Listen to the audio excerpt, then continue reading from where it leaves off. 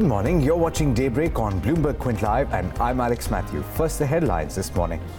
It's another muted start to trade in Asia. The dollar falls after President Trump bemoans interest rate hikes by the Fed.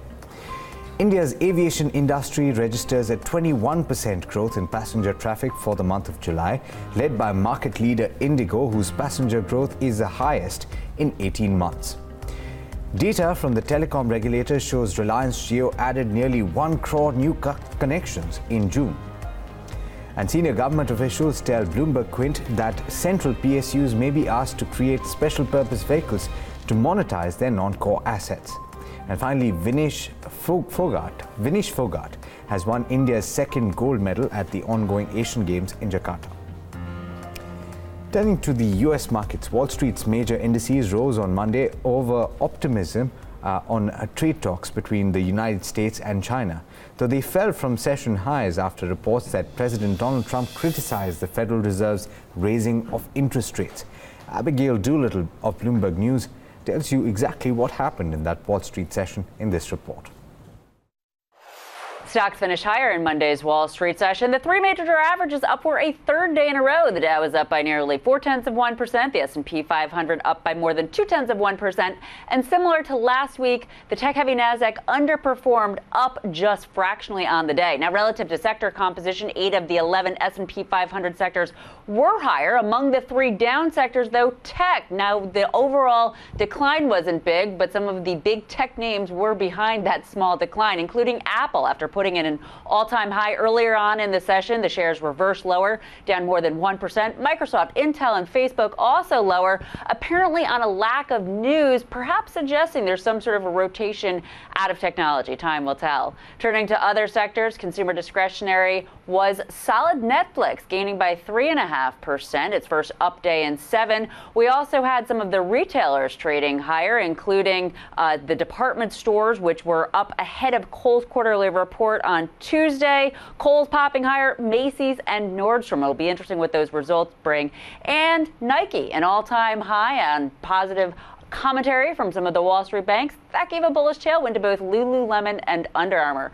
Interestingly, though, Haven bonds climbed too, so that lack of confirmation cross-asset class may just point to the possibility of more volatility ahead for the financial markets in August. In New York, Abigail Doolittle, Bloomberg News. Now, Trump took another pot shot at Fed Chairman Jerome Powell, telling political donors that he was hoping for easier monetary policy. Speaking at a fundraiser in the Hamptons, Trump said that he thought Fed Chairman Jerome Powell would favor cheaper money and not have such a heavy hand when it comes to interest rate hikes. Saleha Mohsin of Bloomberg News has more in this report. We've heard complaints before via Twitter and through his own economic advisors, Larry Kudlow and others, Pierre Navarro, that he does not like the rate hike path that Jerome Powell has put the U.S. on. But now these remarks behind closed doors to a group of Republican fundraisers become a little bit more personal, the nature of the criticisms toward the Fed. And what he told donors was that he had expected Jay Powell to be a cheap money guy, someone who would want to keep rates low. And this is coming against the backdrop of expectation that next month Powell will raise rates, and the Fed has itself projected another 2 rates for the rest of this year. Now, the early rises in Asia had suggested a mixed start to Asian trade, at least with regard to the equities. The Nikkei had started the day in the red. It continues to be so, about 0.25% in the red at the moment. But the Chinese benchmarks have opened positive, so that might be an indication of a slight reversal in the trend from what you saw in the last week. The Hang Seng as well, opening with gains of about 0.4%. The Kospi from morning was trading positive. It continues to do so. But with that, let's turn to India, which is the most important thing to talk about this morning. And to set you up for the day's trade and to tell you what's happening in the futures and options space, Darshan Mehta is joining me now. Darshan, good morning. How's it looking? What are the cues we're looking at? See, as of now, it's looking muted, given the fact that global commodities, global equities are muted, SGX muted, but nevertheless, we are still in a mighty bull run as far as the Nifty is concerned. So probably as we open in trade, probably traction will improve in trade. So let's take a look at what happened and what's happening with the SGX Nifty. Very, very marginal cuts coming in. Probably there's still 2 hours for the markets to open. So that will change by that time. So there is enough trend on the markets. The ADR front here, Tata Motors did well in India yesterday. Also, it was up another 4% on the ADR side. Metals as a pack did well. So Vedanta was up over 2%. Wipro and Dr. Reddy's up over 1%. So decent traction coming in from the ADR pack. Infosys reacting negatively to the corporate development that happened. So even in India, it was down. So that was the only reason that the ADR also reacted negatively to factor in what happened as far as the Indian markets are concerned. But nevertheless, strong cues coming in on the Nifty. Up almost 81.7%. The mid cap did manage to rally over 1%, but muted traction coming in as far as the small caps are concerned. Now let's take a look at the banking side. Nevertheless, the Nifty Bank continues to do well.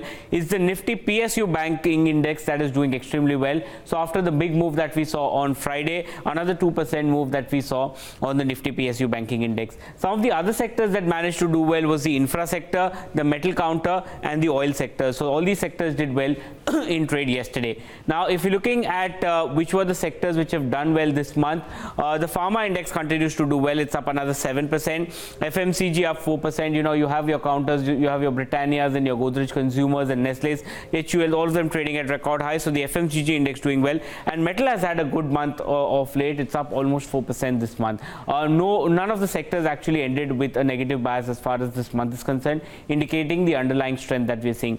FI sold in 480 crores, DIs bought in almost 590 crores in the cash market. Now, if you're looking at the contribution, the Nifty was up 80 points. Reliance and L&T were the major contributors. L&T because of the buyback. Reliance, there is strong traction that's happening. And after a long time, the HDFC twins have actually contributed. So it was a rally based because of the movement as far as the heavyweights is concerned. Because of the CFO resignation, Infosys was the only one that was down. Else we would have been over 100 points up as far as the Nifty is concerned. Now, on the FNO side, what we are seeing is that the Nifty FNO markets on the future side, fresh buying was seen. Open interest build-up was 1.5%. Similar was the case with the Nifty Bank.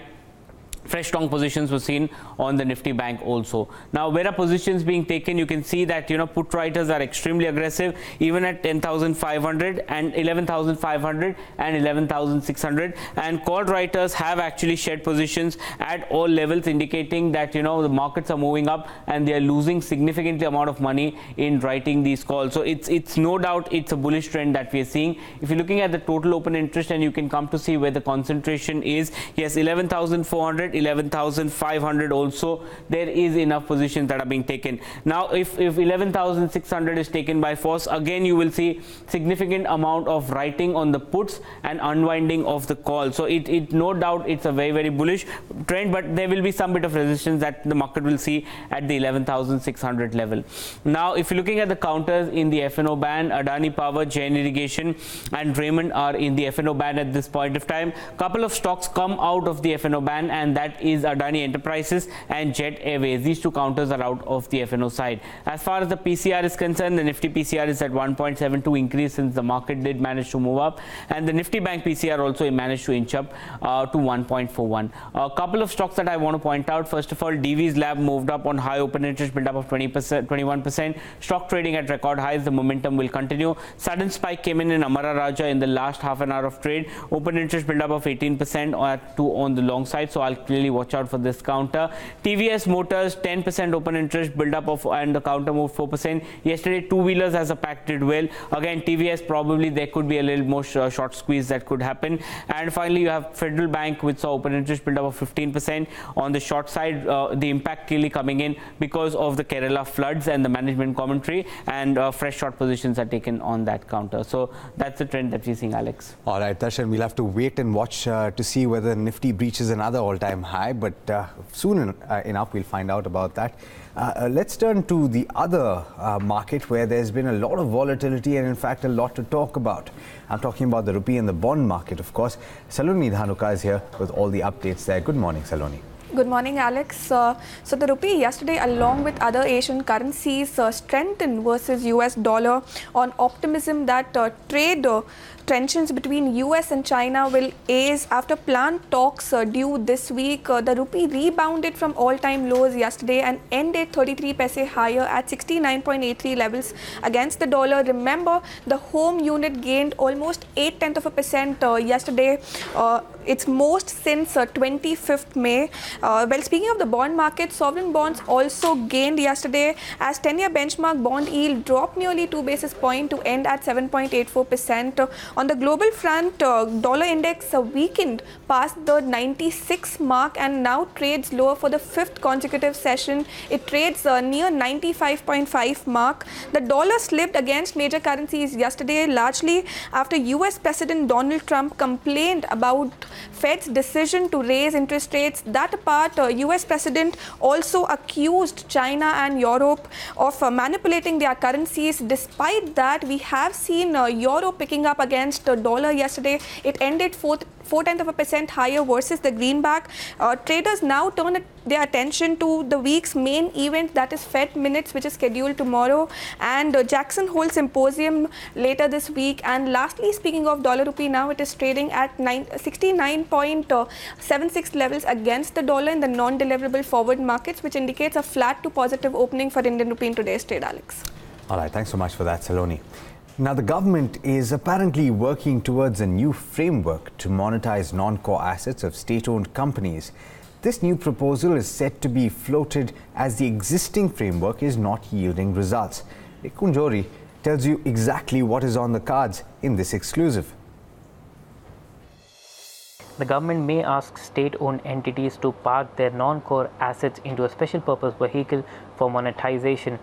The Finance Ministry is currently working on an institutional framework which would require public sector enterprises to park their assets, primarily non-core assets, into a special purpose vehicle for monetization. The government would not only nudge the asset-heavy public sector enterprises to monetize their assets, but this policy would also pave the way for strategic disinvestments which are currently stuck. The current guidelines for strategic disinvestment require public sector enterprises to carve out their land holdings or non-core assets into an SPV, but does not suggest the way forward. Once this policy is put in place, the government expects closure of many strategic disinvestments which are not happening as of now or which are currently stuck. The government is also expected to rope in an external agency which would help it in identifying non-core assets that could be monetized, and the criteria has not been decided by the government yet. The government expects to the government may rope in Niti Aayog to help the divestment department in identifying these non-core assets which could be monetized in future. Moving on to one of the most important developing stories that we've been keeping a track of, as Kerala finally gets some relief and respite from rains after nearly 2 weeks. The government will now focus on rehabilitation of over 7.2 lakh people who have been moved to several relief camps across the state. Here's the latest.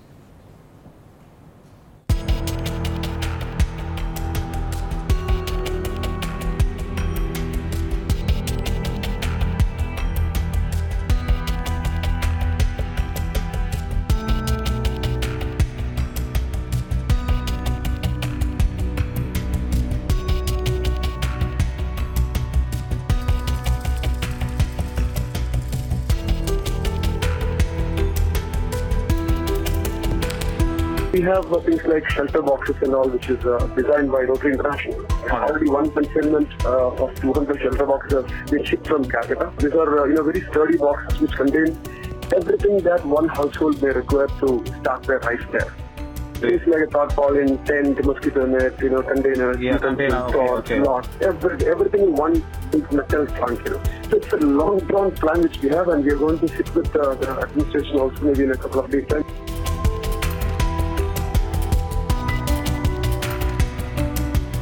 The rain stopped, where people trying to go back to the houses, where they found that no sewage has mixed with the drinking water because of the stagnant of water, maybe malaria, all kind of dengue, all kind of such diseases. Maybe we have to be proactive.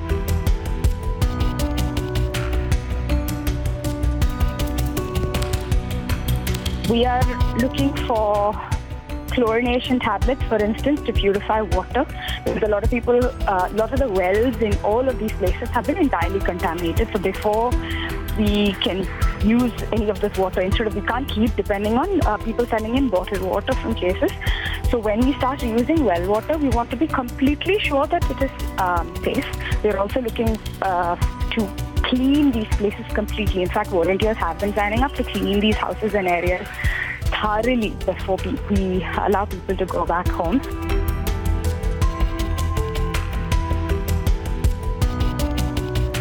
.6 million people are now in the relief camps. There are around 3,446 relief camps across the state because their houses have been completely destroyed and the roads are completely devastated. We have to first concentrate on rebuilding the homes. That too, disaster-resistant homes we have to think of rebuilding, and then only we will be able to shift them back to safety.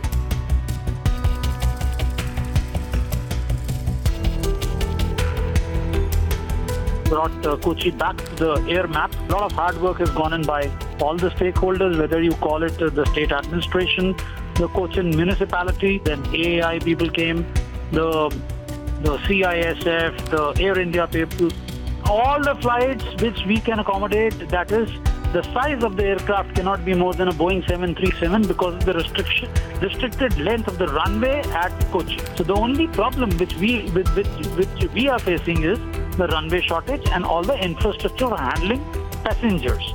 But in emergency, it is being done.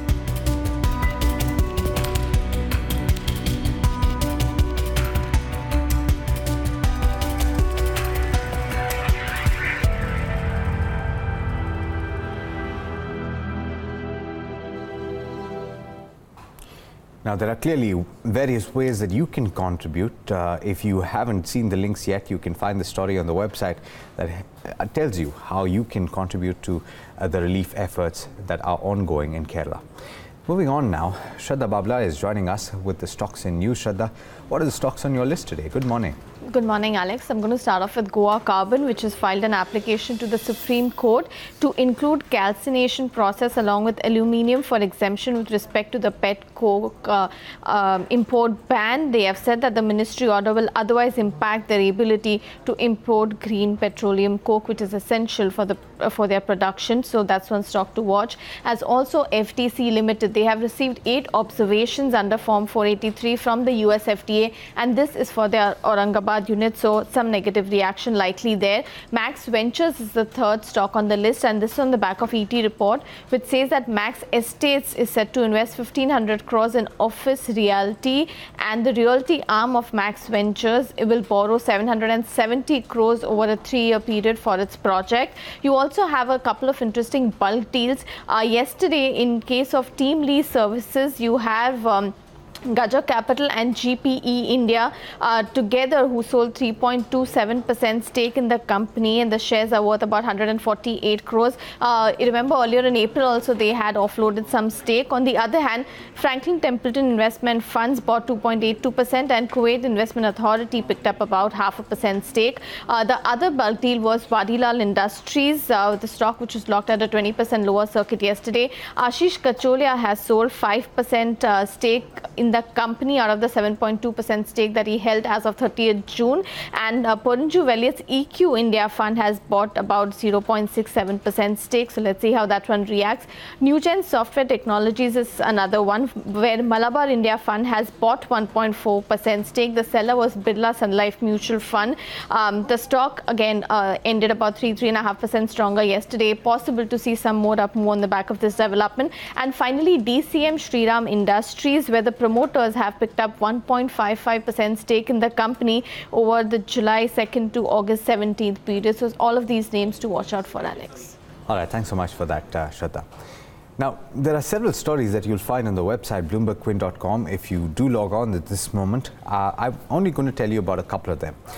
WhatsApp Chief Executive Officer Chris Daniels is visiting India this week and is likely to meet Union Electronics and Information Technology Minister Ravi Shankar Prasad as the company attempts to address concerns around fake news on its messaging platform. Apple has pulled thousands of gambling applications from its Chinese store after the nation's state-run broadcaster accused it of taking too long to clean up banned content. And PepsiCo has agreed to buy fizzy drinks dispenser SodaStream International for as much as $3.2 billion. All right, before we end this program, I just do want to inform the few of you who are watching on Facebook and on the other social media platforms. We're also running a special program on personal finance called Portfolio. You can write into us if you're interested in participating, and we'll take a case-to-case query on anything from buying a new house or retiring in style, or even sending your children to do further education. You can write into us on portfolio@bloombergquint.com, or you can reach out to us on social media on the Bloomberg Quint profile, as well as on Twitter. I will key in my Twitter handle so that we can take this forward. In the meanwhile, let's add one more story that we can talk about this morning. Indians love to fly, and that's helped aviation sector post a 20% rise in passenger traffic in July. The latest DGCA data also shows that airlines managed to pack in more flyers into one plane.